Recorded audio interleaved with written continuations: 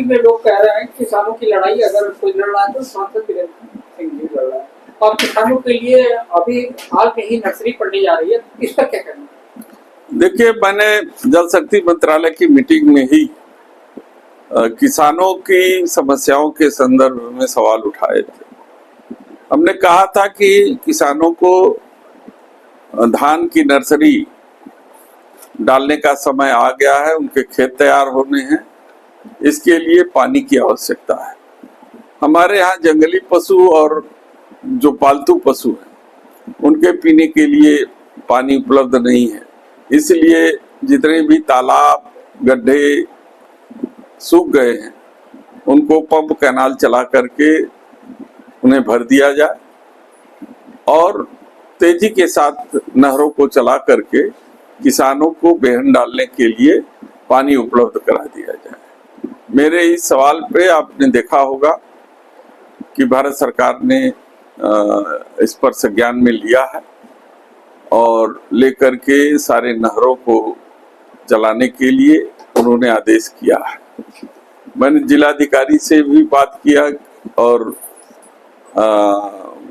सिंचाई विभाग के अधिकारियों से भी, और लगातार मैं मांग भी कर रहा हूं कि गंगा नदी में पानी की उपलब्धता कम है, जिसके कारण पंप कैनाल जो है चलाने में दिक्कत हो रही है। इसलिए पानी रुके, ज्यादा से ज्यादा रुके, वहां गंगा के अंदर जो सिल्ट है, टीले हैं, उस टीलों को हटा दिया जाए तो भूगर्भ जल भी बढ़ जाएगा और पानी का ठहराव भी रुकेगा, जिससे किसानों को हमेशा पानी मिलता रहे।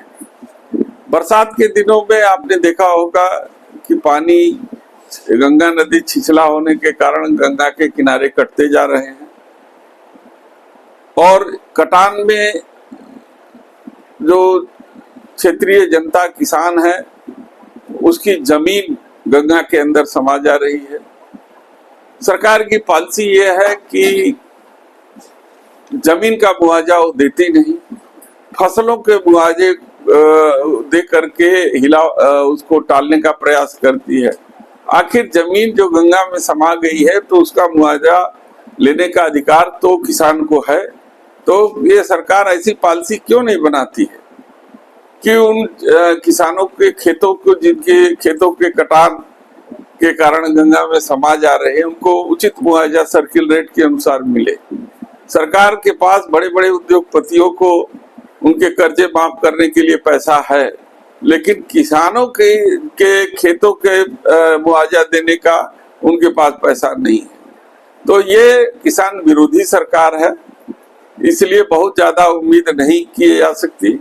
मैंने धानापुर के कई गांव और चहनिया ब्लॉक के कई गांवों को गंगा के कटान के संबंध में इंगित किया था पार्लियामेंट के अंदर।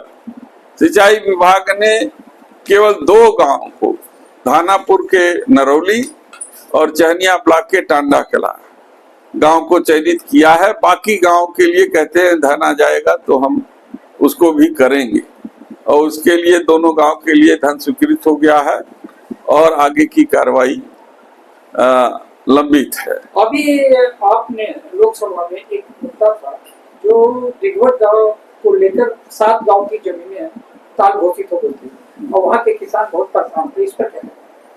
देखिए, वो मामला रेवेन्यू से जुड़ा हुआ मामला है और जिलाधिकारी को तय करना है। जो किसान इतने सालों से उसको जोत बो रहे हैं, अचानक उनका नाम खारिज करके सरकारी खाते में दर्ज कर दिया जाए तो ये वो किसान जाएंगे कहाँ? पहले तो 229B था जिसके कारण भूमधरी दर्ज हो जाती थी, लेकिन अब वो व्यवस्था भी सरकार खत्म कर दी है। तो इसलिए सरकार से और जिलाधिकारी से मेरा अनुरोध है कि विधिवत उसकी छानबीन करके उनके खसरा में जो दर्ज है, खसरे के अनुसार उनको भूमदर मानते हुए किसानों को बेदखल न करें। किसानों का आरोप था कि हमारी चकबंदी के पहले कहीं और जमीन थी, उसके बदले हमको यहाँ दिया गया। अगर ये जानकारी तो होती कि ताल है तो हम यहाँ क्यों लेते? नहीं, वो किसान उसमें क्या करेगा बेचारा? वो तो रेवेन्यू डिपार्टमेंट को चाहिए कि उसका जो मुआवजा, जो उसका जो मालियत लगी है, वो मालियत की जमीन कहाँ दे रहा है। अगर वो मालियत की जमीन उसी को बना करके दिया है तो चकबंदी को अधिकार है, और वो दे दिया है तो वो भूमधर हो गई।